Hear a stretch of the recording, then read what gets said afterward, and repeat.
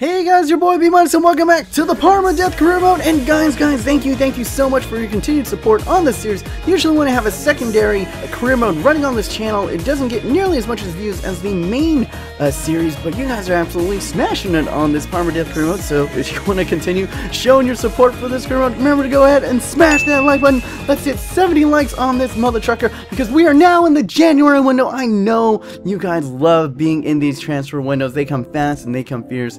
And guys, if you remember in the last episode, we were up and we were down. As you can see, we sit in 6th place, but during the first half of our season back in the Serie A, we were hot, we were cold, we were all kinds of Katy Perrying it up.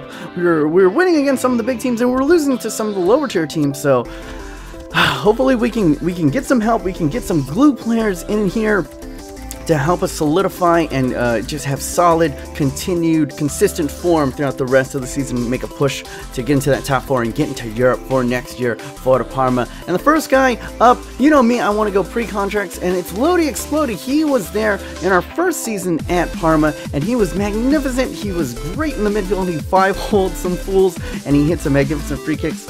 So I went ahead and offered him that contract, but I'm not going to sign it right away because we only have about 27 in pre-contracts, and I wanted to see if anything else is out there, but we are going to have to try to make some transfers. And speaking of which, here we go.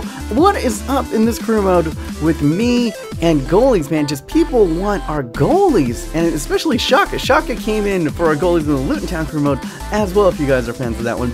And we were going a bit back and forth. We were bantering on it. I wanted about 4 mil for Samir. Remember, Samir was the guy that we brought in last year on pre-contract, so he's relatively cheap, and we're gonna make a nice tidy profit on him.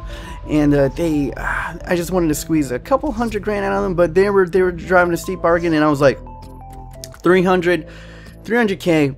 3 mil, I'm gonna go ahead and make it happen. And now we're into our first game up against here. As you can see, Inter toiling in 11th place as we sit in 6th place, and not too far off the top 4. But now into this, you can see what I'm about to be all salty about now. Oh my goodness, just headers, man.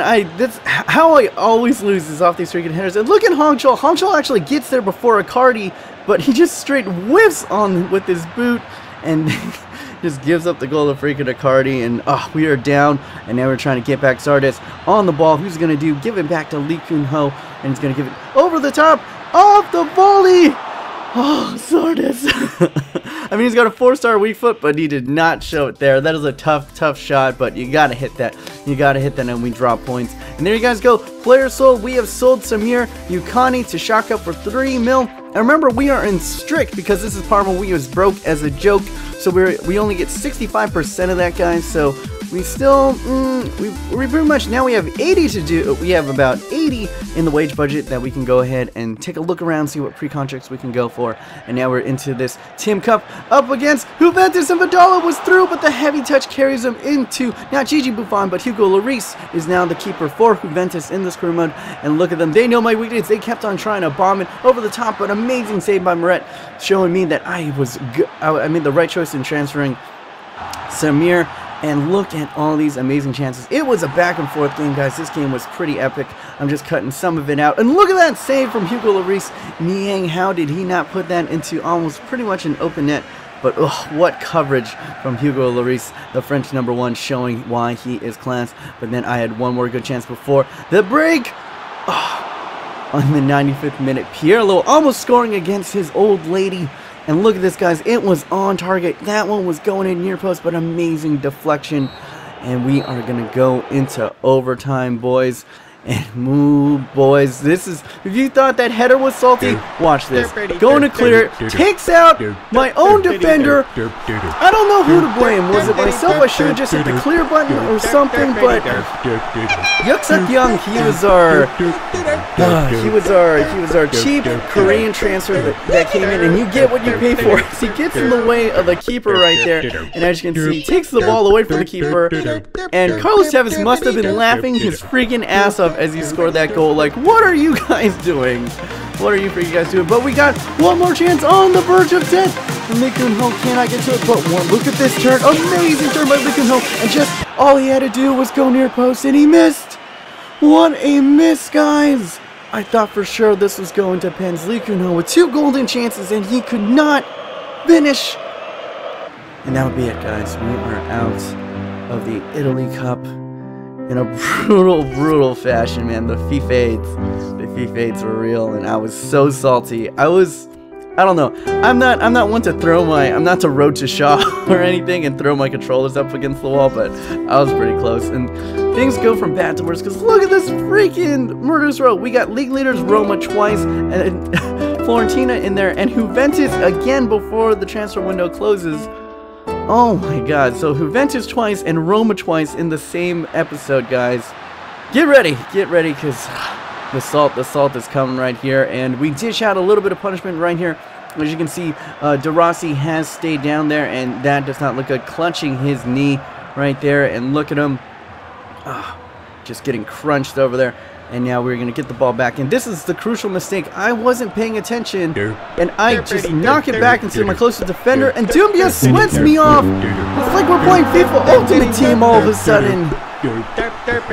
My head was out of it, guys. I just straight didn't account for him. I don't know what to say. I mean, it was debatable whose fault it was for that hooks up young Carlos Tevez thing, but this one's straight my fault. Just dropped. I just knocked it to the closest person I wasn't thinking, and Doumbia made me totally pay right there. And then from bad to worse, that's gonna be the name of this. Yeah, that's gonna be the name of this title, from bad to worse, because freaking Zardes goes down, and I'm gonna tell you right now, it's not good. Zardes blows out his knee right there. He's gonna be out for 3 freaking months. He was our top kind of striker. We played Yank, who's not even a real striker, and we have to make do in this murderous row, and we somehow do. Oh my goodness. Otamendi doing a little bit of work, and the keeper spills it right there. I think it's Handanovic or Sanctus, and we are able to pounce on it. Captain Brozone showing us why we call him Captain Brozone. Getting it in, bro. And there we go. Can we go ahead and win this game? Vidala parried away, but we were fortunate. We were very fortunate to get a point back up against league leaders Roma. We will gladly take that. And we needed a replacement, so I went ahead and I was thinking, okay, I'll go ahead and try to loan Anthony Marshall in, and I thought I'd make a cheeky offer, 3 mil. We have 3 mil to do it with, and see if they would go ahead and accept that. And as you can see right here, this guy right here was one of those players. Look how cheap he is. He's only 15 grand to bring in, and I was like, okay, I'll bring you in and just sell you just for a cheap profit. But anyway, we are now into this game against Fiorentina, our easiest match in this freaking episode, and they're in 5th place as we still are in 6th. And look at this amazing header. Lee Kun-ho, you're gonna have to step up, as he is the replacement for young Zardes, as he has blown out his knee, and we will be missing him for 3 months. But Lee Kun-ho showing us that we can put our hopes and dreams on his back. Can he do it? Oh, silky smooth, leaving everyone in the dust, and humiliation up against the keeper right there.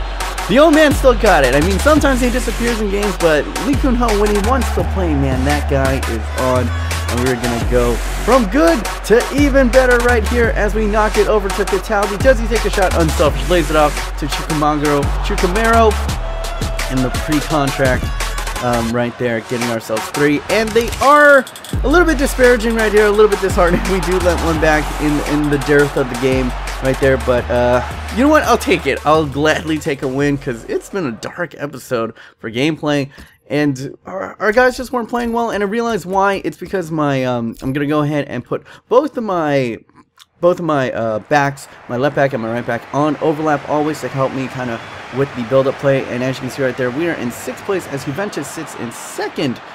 Interesting. And let's see if we can get revenge, guys. And dirty play right there. Ogbonna right there, slamming right into the back of Niang, and he's going to get himself a yellow card right there. Look at us appealing and bitching. See if we can get one. And Pirlo, can he do it? Off the post, off the crossbar, but it's still toiling around, but it's finally parried away. But we were the ones on attacking. I was pissed off. And look at this. I do not know what Machismo, I think that's Machizio, was doing, and he gets himself a red card, and it was totally unneeded.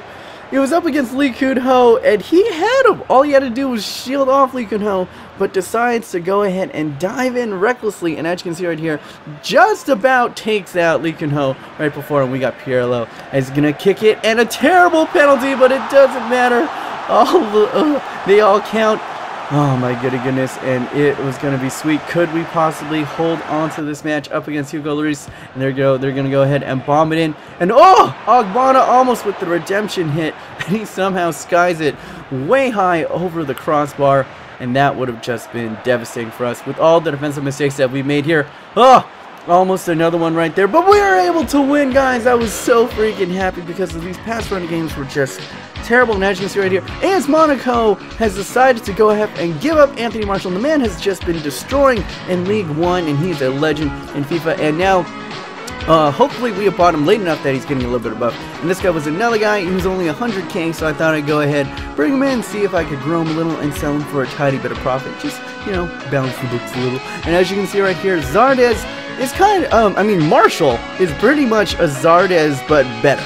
He's a little bit faster, he's a little bit stronger, he's got better finishing. Maybe not as good in the dribbling. As you can see, he only has 3-star skills, but he does have 4-star weak foot, and he's 5'11", and he's strong, and he's pacey. The only thing downside of him, only 60 in the stamina. So we'll see. This guy right here, we're gonna go ahead and send him out. He was one of the final players that we have to send out that are on the original Parma roster. And with the boost in money right there, we're gonna go ahead and try to bring in Francisco Lodi, and we'll see how it goes down. And we're gonna give Victorino Perugini out on loan. We were trying to get a couple of players out on loan because I just didn't have the luxury, guys. I just didn't have the luxury of playing everybody because we're in a fight. We're in a dogfight, and there we go. We get Lodi Explodi back into the team right here, and we do have a little bit of cash to play around with. And pretty much, I was doing this Carlos Blanco deal, not really to see if I could get him, but more just since I was trying to loan out players, it seems to work a little bit better when you're trying to transfer players in. It somehow makes more action in the transfer market somehow. So I was just kind of dicking around with this. I was like 1 mil and Romanogli, and if you know anything about storytelling, we're probably coming back to that transfer at some point in this episode. But now we're up against Roma again, and I was mad, guys. I was pissed off. I super wanted to win this game, and Pirlo wanted to win that game. That was on target, but it parried away once again, and so frustrating right here. And watch as basically I get torn apart by one freaking pass, goes through all of my defenders, and Alex Barrett makes an amazing save, but it falls directly to the CPU, and no mercy on me, guys. How did that pass from the halfway line cut through every single one of my defenders? And I was so salty. I wanted to win this game so bad. I didn't want to lose. My rage meter, my salt meter was high. And what were we doing? What? Otamendi just smashed it into the back of the net. Somebody please make a play. And there we go. Bowser getting in to the near post, and it just dribbles off the top of our heads. And I was desperate. Come on, guys. Come on, boys. Let's get one right here. And there we go. Look at this dribble right here as Moret is sprinting back. But Otamendi is going to dribble through everybody. Takes a shot. Carried away once again, and is going to be cleared. Hopefully, can we get to it? Yes, we can. We have one last chance. Can we get something going right here? Looking for anybody. Going. Woo! The salt meter. The salt meter in this episode is so freaking real, guys. We're going to transfer out Basali right here. Bellaria. Right here, I was gonna call him Bella Salty right here, because that's how it was, guys. And yeah, I can't even remember an episode where I've lost so many freaking games in a freaking episode. But there you guys go. We do have a contract accepted for Carlos Blanco there, and he does have a very nice potential of 80. But right now, I want to keep. Remember, we have a future fee for 3 mil for Anthony Martial. So right now, I wanted to kind of keep 3 mil in the bank. So we're going to need to generate about 1 mil of income of transfer budget. So right there, we get a little bit of a boost right there from transferring out one of the old holdovers from our original Parma. And now, as you can see right there, we got about 3 mil, so we can cover Anthony Martial, but we cannot bring in Carlos Blanco, so we're going to have to pray and hold on to our butts and see if we can bring in someone else. But just in case, since it is deadline day, I'm going to go ahead and give him the offer. So pretty much, if we are able to sell someone in time, hopefully that the contract offer comes back in and we can go ahead. He wants a little bit bigger. position on the team. And that's going to be a little bit difficult because we do have a bunch of good young center backs on our team. But, I mean, to pass up an 80 potential for 1 mil is pretty freaking hard to do. And as you can see right here, we do get a transfer offer in for Alejandro Chumachero. And this one was difficult because he has been playing well when he does play. But for the chance to get an 80 rated player, I just had to go ahead and sell him right there. Hopefully, player sold right there. And now we are basically having to pray that pretty much, as you can see right there, we have 4 mil, so we have that mil to cover Carlos Blanco. And I didn't give him crucial first team, so hopefully he does accept, because if he doesn't, we're pretty much screwed on the dirt. Come on, can we do it? And there we go, Carlos Blanco has accepted. We are just sniping great talent from the Serie A left and right. Get in the club, young man. Carlos Blanco is actually a Spaniard, and as you can see right here, not quite as good in the attacking stats as Verdonk, but let's go ahead and take a look at those defensive stats. That's what I want to see right here. And as you can see, nice greens in the slide tackle, in the marking, as well as the stand tackle. And the man is going to be good. The man is going to be good, guys, and he has a potential of 80. As you can see right there, we still have enough to cover the transfer fee for Anthony Marshall at the end of the year, or we can basically hold on to that, but from bad to worse, because Seok Young is basically going to go down for 2 months with a rib injury. And one of you guys actually said, I'm going to go ahead and post your comment right here, hey, go ahead and do some, I mean, this is in Italy, career mode, why not scout in Italy? So we're going to go ahead and do that, and we're going to go ahead and scout in Australia, because I love you Australian subs, you guys are awesome, awesome, possum. And let's go ahead, and that'll be it, pretty much it, guys. Remember to comment down below with questions for the Q&A special that I'm going to be doing when I hit 3K. Currently, we are 85 subs away from hitting 3K in subscribers, and that is just absolutely mind-blowing, guys. Let's go ahead and try to hit 3K by next Sunday. If not, it's all good. I'll live. Oh, and a quick reminder, you guys absolutely smashed it on the 75 likes that I asked for in the Luton Town, so go ahead and check out my Twitter if you want to see a sneak peek of the next career mode that I will be doing, and that is on Twitter. Go ahead and follow me at B-.